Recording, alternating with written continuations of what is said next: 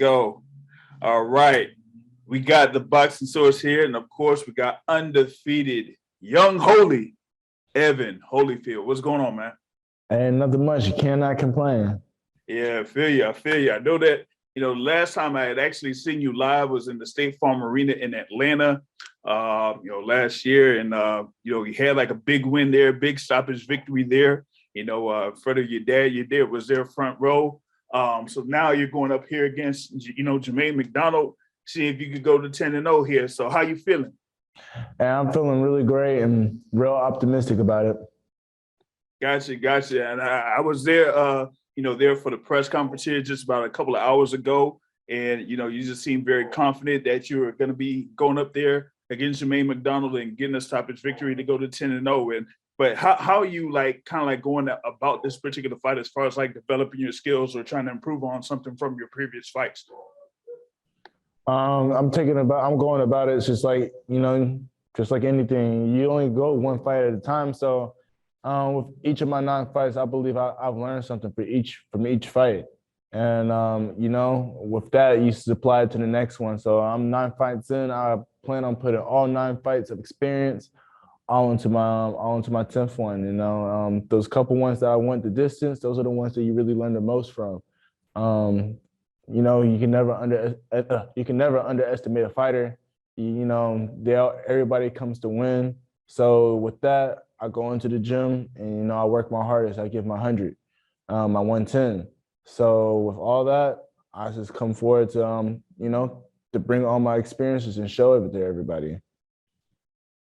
Gotcha. Now you said you bring it 110% in the gym. Like, how does that translate to, being in the ring? Because, some people don't know that most of the work, or pretty much like 90% of the work, is in the gym before you even step in the ring, So how does it feel like, going through that particular process before each particular fight?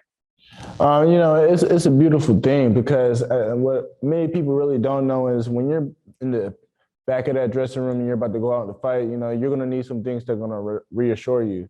And for me, it's all that hard training that I do, and I don't cut no corners. So I can always rely back on that. And I know if I'm doing this and I'm working my hardest when I'm doing my workouts or whatever, I know what it is. I'm working with world champions and stuff like that. Working beside world champions and working with pretty good coaches as far as strength and conditioning and stuff like that. So I know if I listen to them and I don't cut the corners, everything should just work its way out, as long as I put my hardest and I put my heart into it, and ain't no quit. Gotcha. And you talked about, work with world champions there in your preparation for your previous fights. Can you go into like a couple of those fighters that you did work with along the way? Yeah, the people I was working beside this camp around was Adrian Broner and Rashid Warren. And then there was another fighter there. His name was AJ, and he was really good too. He was really skillful. So, it's just being around people like that.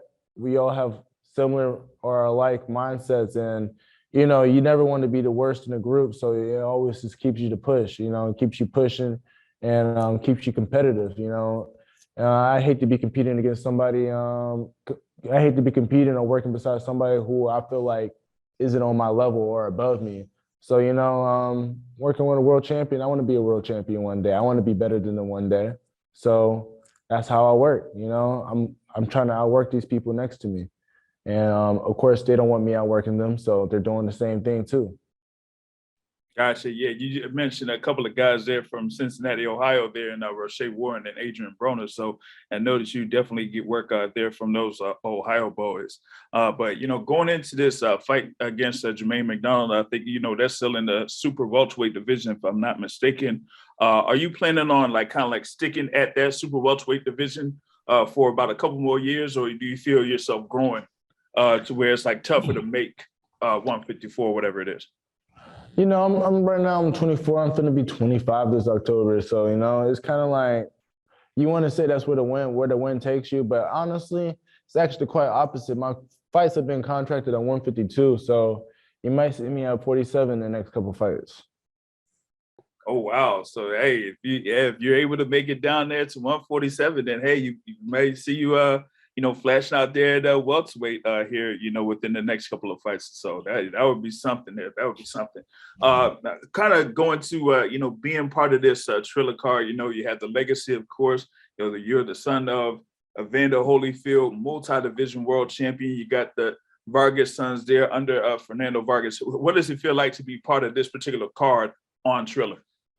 I feel like being part of this particular card on Triller is really an absolute blessing. There's a lot of talent on the cards, from the undercard all the way up to the main event. Of course, you got the lineage of greatness, as what they're calling it, in the Vargas dynasty, and all three of them could fight. They're all talented, and of course, I have respect for them because they put in the work just how I do. And then, of course, you have myself, and then you got Sergey Kovalev, and he's a world-renowned champion. He's the crusher, doing what he does best.